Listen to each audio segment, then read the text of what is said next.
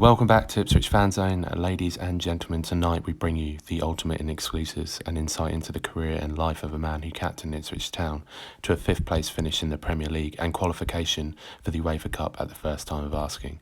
He speaks to Mark Tuxford on behalf of Ipswich Fanzone about his humble beginnings in football and scoring in a World Cup. Ladies and gentlemen, I give you former club captain Matt Holland. So to start off with, take me through your childhood. Did you go to games with a parent or a grandparent following a team, maybe? What got you interested in football from a very early age? To be honest, it was my dad really that got me into football. He played every Saturday, was obviously a big football fan. And I, from about the age of 3 really, used to go and watch him, go and stand on the sideline with a ball, kick it up and down the side of the pitch, watch my dad. He actually played around the corner from Bury, so Gig Lane. And we'd probably go and watch the last half an hour of that game when his game had finished, because it was a 2:00 kickoff. He was actually a big Bolton fan. So when he wanted to take me to a game, he wanted to take me to watch Bolton play. I was a Man United fan, so when I wanted him to take me a game, he'd take me to Old Trafford. But growing up, pretty much football was my big passion, really, and purely and simply down to my dad, really, and his passion for it, and I just followed that, really.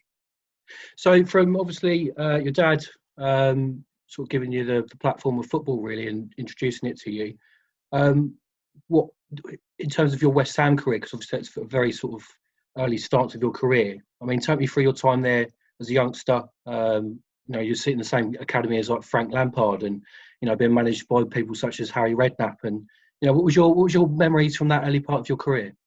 I mean, I should say that I mean, I wouldn't be a footballer really without my dad and his commitment, really, to taking me here, there, and everywhere. Because when you're a youngster trying to make it in the game, you need someone to be able to take you to matches, take you to games, take you to trials, all that sort of stuff.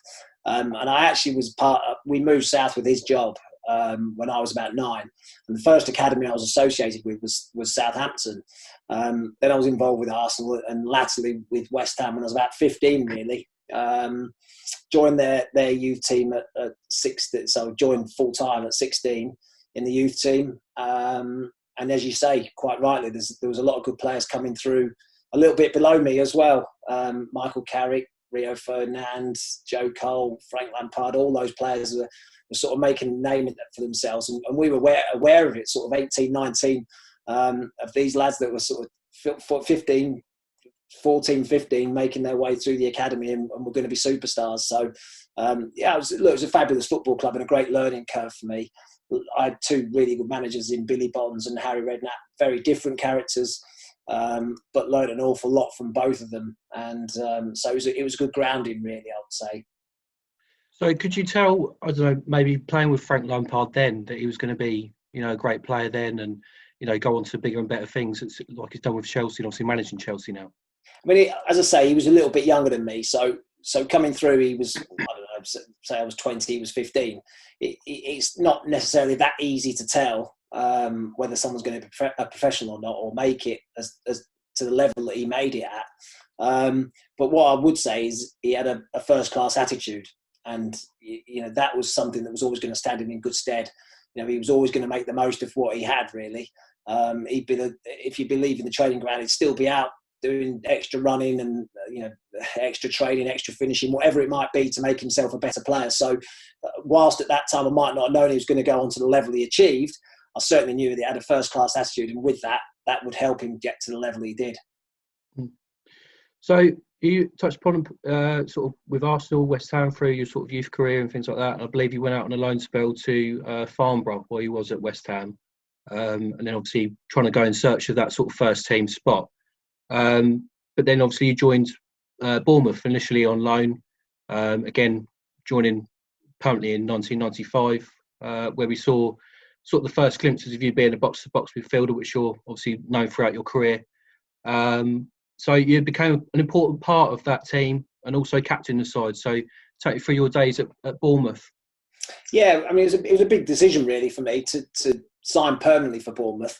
I'd been at West Ham for quite a period, 4 or 5 years. And as you say, I had a couple of loan spells out, Bournemouth being one of them. But my contract was coming to an end, and I spoke to Harry Redknapp at length, and he was sort of saying he quite happy. He wanted me to stay at West Ham, fight for my place, but he was honest and said that I'd be fourth, fifth choice, and that I'd be down the pecking order. Whereas I'd had a taste of playing first team football at Bournemouth and enjoyed that, being in the shop window, being playing in front of a crowd really, and where 3 points mean something. I think it's all very well playing reserve team football. It's a good experience. You're playing alongside some good players. But really, it doesn't matter whether you win or lose. Whereas when I went on loan to Bournemouth, all of a sudden it meant something. And sometimes you have to take a step back to come back again. So I felt it was the right move for me at that particular time, just to be playing regular first team football. And unfortunately, I had 2 full seasons there as a permanent player, and went well, and then got the move to Ipswich. So it worked out perfectly really for me. So what were your highlights really at Bournemouth then? What can you come back onto and take away from that time there? Obviously being a youngster as well. Yeah, I mean, Mel Machin was the manager, and I think with it, after the first season, he made me captain, and I think he was the first. No, I mean, I've been captain at all the clubs I've played for growing up, really, and even West Ham's reserves and stuff. But that leadership and being a captain of the first team, I think he definitely enhanced that capacity in me. And so I thought that was a good thing. We had some difficult times. I think it's a really good learning curve for you, because we were at a club which had absolutely no money. We almost went to the wall, really. And when you're used to playing at West Ham in a Premier League situation where the facilities are great, everything's perfect, then you go down on loan to Bournemouth where you don't have a training ground, you have to wash your own kit. You don't get any food on the bus on the way home. All those little things you have to, don't travel overnight to go to games.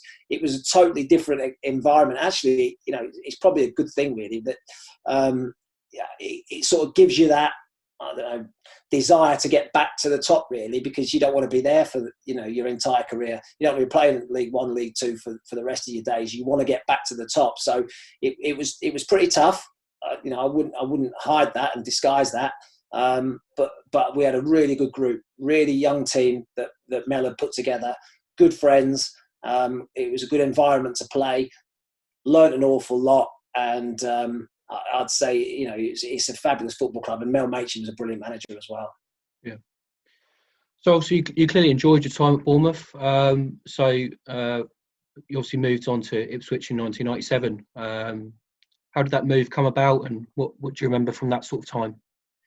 Well, I mean, the club Bournemouth had to sell. And I was at that time probably their most saleable asset, or certainly the one that they were going to raise the most money for. And they sort of had a few offers. I think Ipswich was probably the best.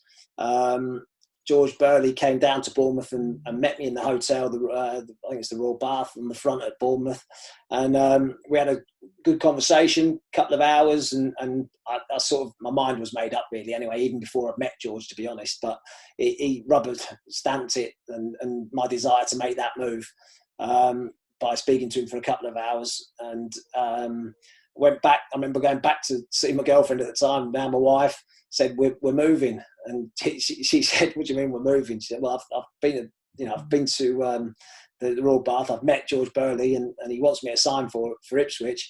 So we're going to Ipswich. I'd like you to come with me, and and the rest is history." So she came with me, and I ended up signing for Ipswich. So that worked out well as well. So obviously, through that sort of move, you had the winning the promotion with the playoffs. You obviously became captain of the side for a memorable playoff campaign in obviously the year 2000. As an Ipswich fan myself, it's obviously been a memory that I'll always cherish, which has made more emotional, I suppose, after previous years of disappointment in the semi-finals with Ipswich. So why was that year different, and how did it feel to hold up, obviously, that trophy at Wembley at the end? Well, I don't know why it was different particularly, because I think, over the years, George had put together and assembled a really good team, really good squad. And at the end of each season, he tended to make one or two changes just to try and, help us be a bit better the following season. I think the arrival of Marcus Stewart made a big difference to us. His ability and his movement, his goal scoring, I think that made a big difference when he came in. But I think that year we'd gone behind in an awful lot of games, but we came back and showed character, and I think that was probably the big thing. Even in the final, when we went behind in the final, it didn't faze us. Because we looked around the dressing room and we felt we had enough quality to come back against any opposition. Didn't matter who we were playing. We just felt there was enough character, enough quality in the dressing room to come back in any situation. And maybe that's what it was. But certainly Marcus Stewart arriving as well, I think, made a big difference. So for you personally, how did you sort of G up the troops and get those players playing after such disappointment in obviously previous semi-finals? Well, you don't get too long really to think about it. The playoffs are done. You have a little holiday and you're back you're back at work and you're back with the same aim really to try and get into the Premier League. What I'd say is we had people in the dressing room who had a desire, had a hunger to try and get to that level. We had a lot of captains in that dressing room. It wasn't just me who was a voice. There was a lot of big characters as well. So who were self-motivated. All had that dream, that passion, that desire to get into the Premier League. And when you put all that many people at one time in a dressing room, we've got that same hunger, that same drive, that same determination, then it can take you a long way. And again, team spirit. I said about Bournemouth, the dressing room and how we got on. It was a bit like that at Ipswich as well, where everyone was friendly. There was no cliques, no falling outs, and everyone got on. And I just think when you've got that many characters and quality in the dressing room, you've got a good chance. So lifting that trophy then at the end, was it more a feeling of relief or just pure excitement? Well, pure excitement, really. The aim, I guess, when you start playing professional football is to try and play at the highest level. And, the Premier League is the pinnacle in terms of club football. So that realisation that you're going to be playing, playing at that level in the Premier League, then it's a moment of pure excitement, really. Fortunately, I had a lot of family and friends there who were able to celebrate with me as well.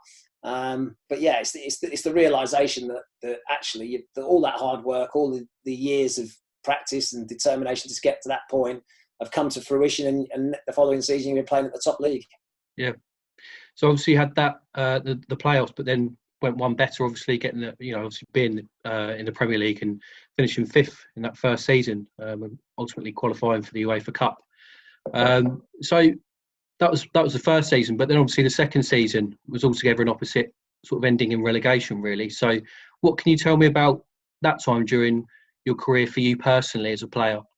Probably the lowest I've been, actually, in professional football, that relegation, because we had such a good season the year before, such a good team spirit, and it all went wrong the following year. And it's difficult to even now to put your finger on exactly why. What was the problem? People say, was it this? Was it that? I think being in the UEFA Cup didn't help. The Thursday, Sunday football. I think there's a number of reasons. A number of us didn't play at the same level as we'd done the previous season. I'd be the first one to hold my hands up and say that as well. So I think there was a number of factors really that came together that meant that we weren't quite as good that season. And that's my biggest regret really, because I think we could have, if we'd stayed up, I think we could have stayed up and done well again the following season. So it is my biggest regret in football, I think. So it wasn't all bad. Obviously, you was a Premier League player, and then obviously going on to represent your country, Republic of Ireland, and obviously scoring in a World Cup as well, which is obviously a massive highlight for you.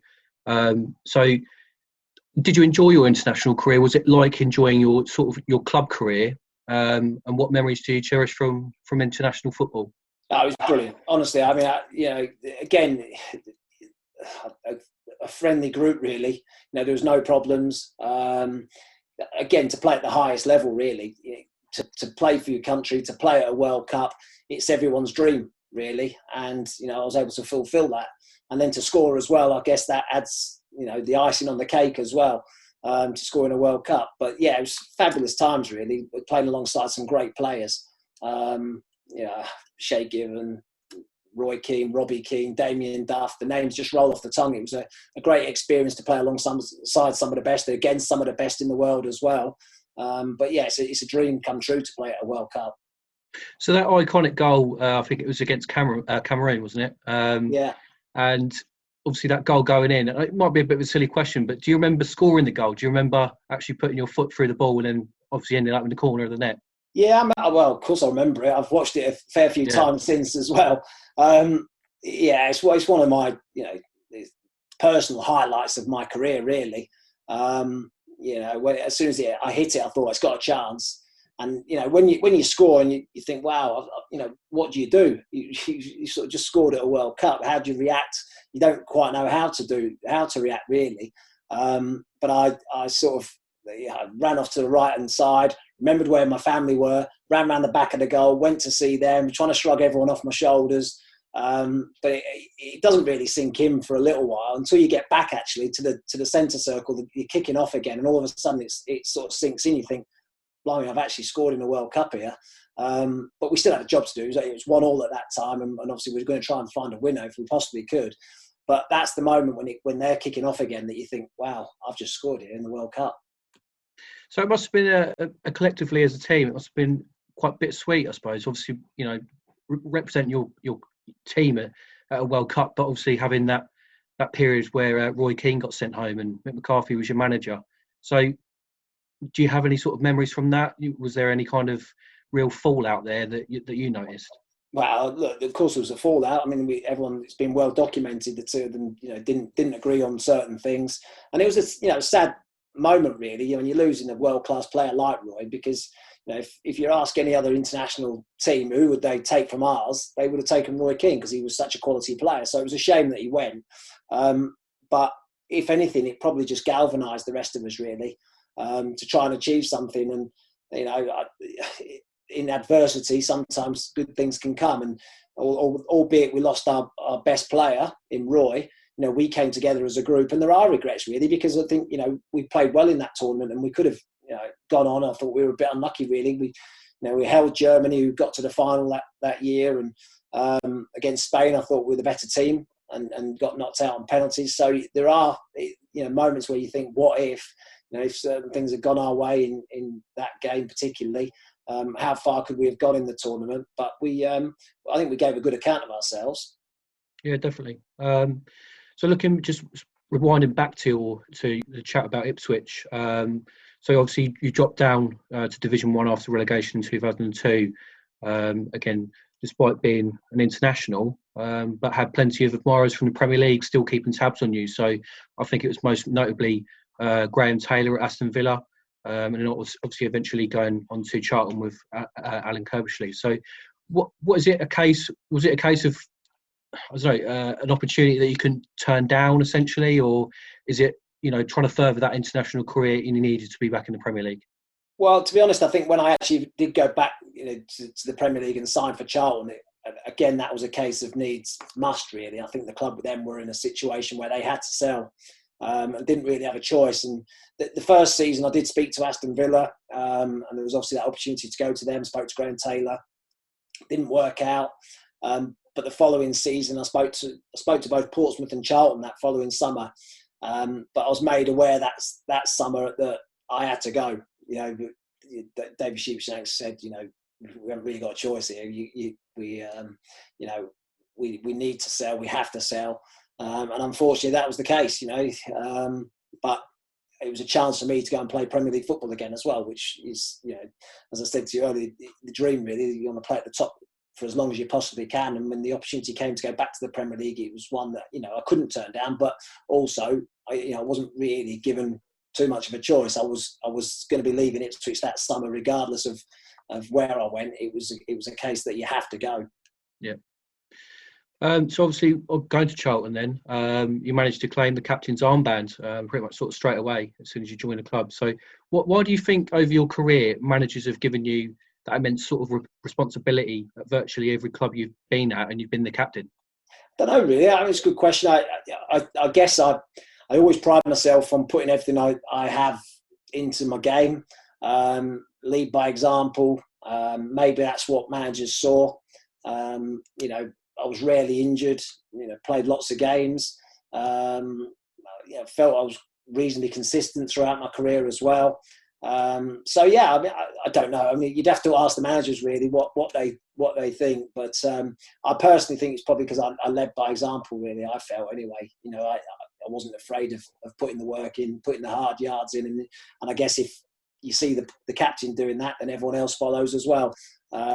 So, but you'd have to ask the managers I played under, really. Yeah. So playing for Ipswich and Charlton both in the Premier League, then what was probably the best sort of time during your Premier League sort of career? Well, to be honest, I take a lot of pride in the fact that I captained both Ipswich and Charlton to their highest ever Premier League finishes. So Ipswich 5th and Charlton 7th. So that gives me a lot of pride. Some wonderful memories. Obviously, finishing 5th in that first season with Ipswich, and some of the results that we had along the way. Winning at Anfield, winning at Goodison, stand out. Some good results against the other big boys as well that season. And then at Charlton, we had some really good results against some of the bigger teams as well. Punched above our weight in certain games. Beat Chelsea 4-2 on Boxing Day, and I scored in that game, so that stands out as well. But yeah, I mean, I had 6-7 years in the Premier League, and it was some great times. Playing against some wonderful players, great opportunity for me, and I think it's a dream really to play at that level for as long as I did. Yeah. So you spent 6 or 7 years in London, most of them obviously as a Premier League player, before suffering sort of relegations. So during that time at Charlton, what was that like? Suffering that relegation again. Yeah, I mean, again, it's never nice. It's as much as promotion's a great moment and you get a great high from going up, it's the same actually the other way. It's an immense low when you get relegated, and it affects lots of people. It doesn't affect just the team. It affects the fans, the people that work for the club. People lose their jobs, all that sort of stuff, and it's not a nice thing to happen to any football club. Relegation. So yeah, it's not an ideal scenario. I guess for me, I'm trying to think, 33, 34 when it happened. So you know that you're coming towards the end of your career. You're not going to be playing at the top level for forever. And in some ways, it might have benefited me going down by getting an extra deal, staying a little bit longer at the club. But no, it's never a good feeling to get relegated. So the year 2009, you was released by Charlton and trained obviously with Cole United for a little bit, but ended up calling time on your playing career shortly after. You kind of touched upon it there, but was it a case of the right time, or did you still want to continue? Well, I never had in my head that I was going to finish that summer. I'd sort of finished the season, and I never had it in my head that I was going to retire at all. Charlton sort of I was talking to them about a new contract. Didn't come to an agreement. That's when I sort of decided to start pre-season at Colchester because it was right in the corner rather than go back to Charlton. There was in a bit of dispute really about contract negotiations. Trained at Colchester, did sort of 2 or 3 weeks there. Had a couple of offers actually to continue. Nothing that I really felt was the right opportunity for me or the right thing for me. And then decided that actually, okay, well, if the right thing's not going to come along, then I'll do something different, and started doing more and more in the media. And fortunately, I'm sort of 11 years retired and still having a go at it. But it's I didn't have any sort of designs to finish that summer. It just sort of happened really, and one door closes, another one opens, and ended up sort of going down the media route at that point. So looking back on that career then, if there was one sort of standout highlight of it all, from maybe your time at West Ham right through to the end at Charlton, what would you say is your standout moment throughout your career? Well, I guess that, individually it would have to be scoring at a World Cup. I mean, if you're asking about a personal, but as a team, I think probably, getting promoted with Ipswich and lifting the playoff trophy at Wembley, I think that would have to be the top, and being part of such a good squad. So yeah, I mean, but as an individual, scoring at a World Cup is difficult to beat as well. Yeah. So as you've mentioned, since retiring, you've gone on to have a successful career as a pundit. Is this where you see yourself more in the future, or have you ever sort of considered maybe coaching, management in the future, maybe? I think to be honest, those days are probably past for me now. I've been retired 11 years, and you get quickly forgotten, really. Don't get me wrong; it's something I always thought I might go down that route. When I was at Charlton, and Dowie offered me the reserve team manager's job. I was probably 33 at the time, and felt like he was trying to pension me off, and I sort of declined it. Anyway, he didn't last very long in the job, and so that opportunity came and went. And at 35, you sort of you see which door opens, don't you? And I ended up going down the media route rather than the coaching route. I did my B license, really enjoyed it. And don't get me wrong, there's always a bit of me thinks, what if? Should I have been a manager? Should I have a go at being a manager? When I'm watching games now, I watch it through a manager's eyes, really, and how I'd change things. Would I bring a sub on? How would I change things? All those types of things. But I think being a manager is a 24-hour days, 7-day-a-week job. It's an incredibly stressful job. It's a demanding job, and I think I personally would probably be divorced if I was a manager, because I know how I am, and I know how, even with the punditry work now, I sort of put an awful lot into it, do a lot of revision and a lot of work in preparation for matches that I cover. If I was a manager, that'd be tenfold. I'd be living every single moment. If we get beat in a room the whole time, I'll be watching the game again. I'll be, how can we improve? And I just know that it wouldn't be ideal for family life, really. But there's always a bit of you thinks, what if? Yeah. So obviously you've covered quite a lot with your punditry sort of roles. Sort of going various matches across the country, some really big ones as well. So what's your sort of highlight from that, really, with your kind of punditry career at the moment? Well, unfortunately, I do a lot of stuff for the Premier League, so I do a show for them, and I do games most weekends for the Premier League as well. So I'm at a Premier League game most weekends. Not at the moment, of course, but generally that's been the case. I've covered all the big tournaments as well. The Russia World Cup with TalkSport a couple of years ago was one of my highlights. Some of the games that I covered, it was just ridiculous, really. We seemed to be going, every game there was a story.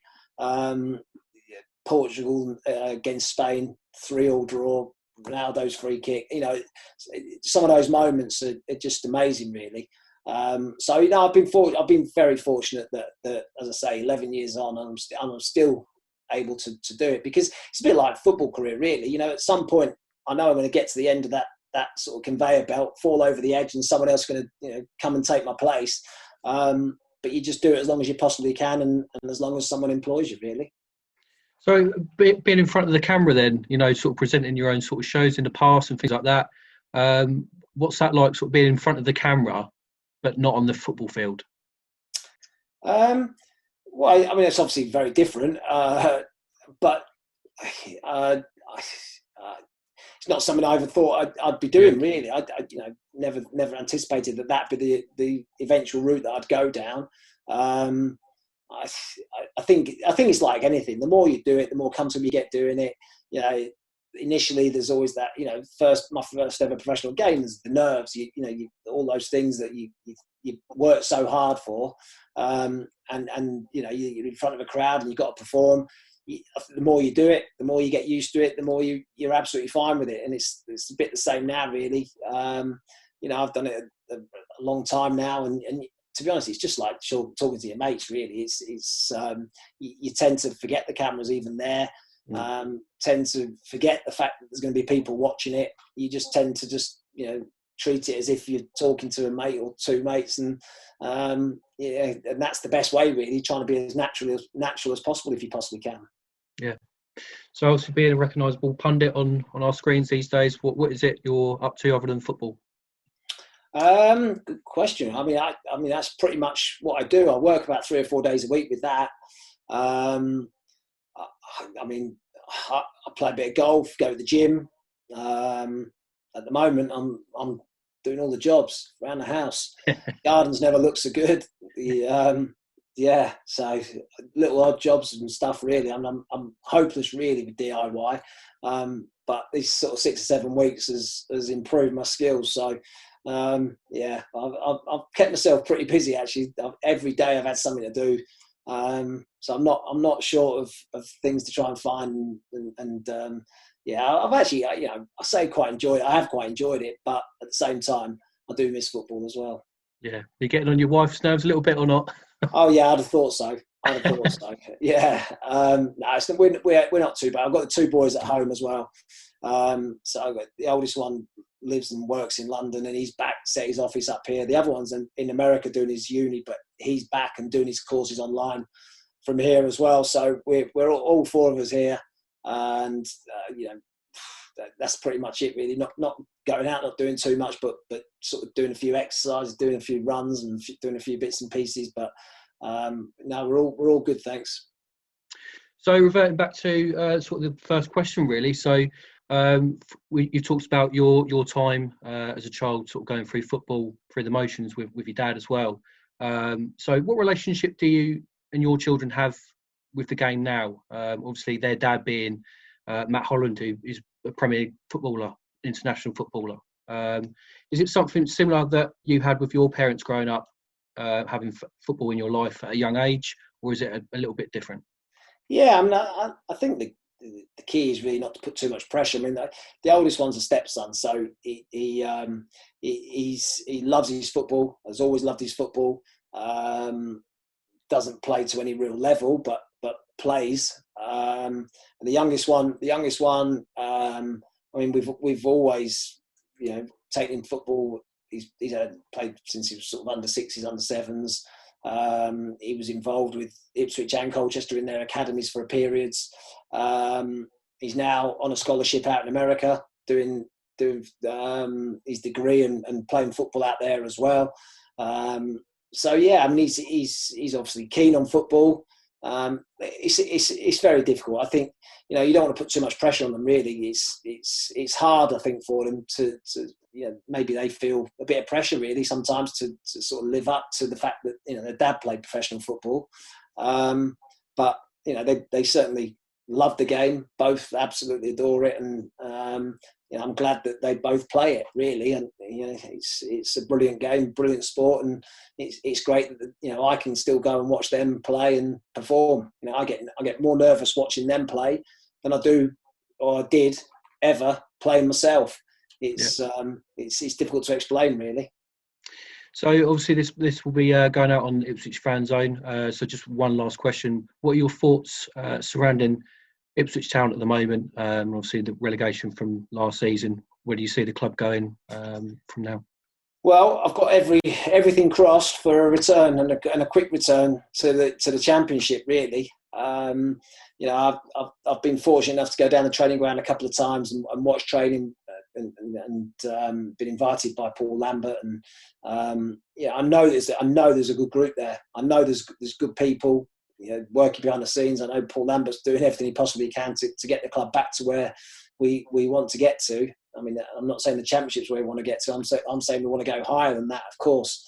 But for little steps really. So the first step would be to get back to the Championship. Now, obviously, it's difficult when you're in League One financially. It's a totally different ballpark really to what we've been used to in the past. But if and when football returns, hopefully we get back promoted and into the Championship as quickly as possible, and then you can start making plans for the next one and trying to get into the Premier League. But look, it's a long journey. I think we all have to accept that. We know that that's going to be the case. But the steps, have got to be put in place to try and get back to where we want to get to. Listen, Matt, thanks very much for your time. On behalf of Ipswich Fanzone and myself, thank you very much for joining me. No, pleasure. Thanks for having me.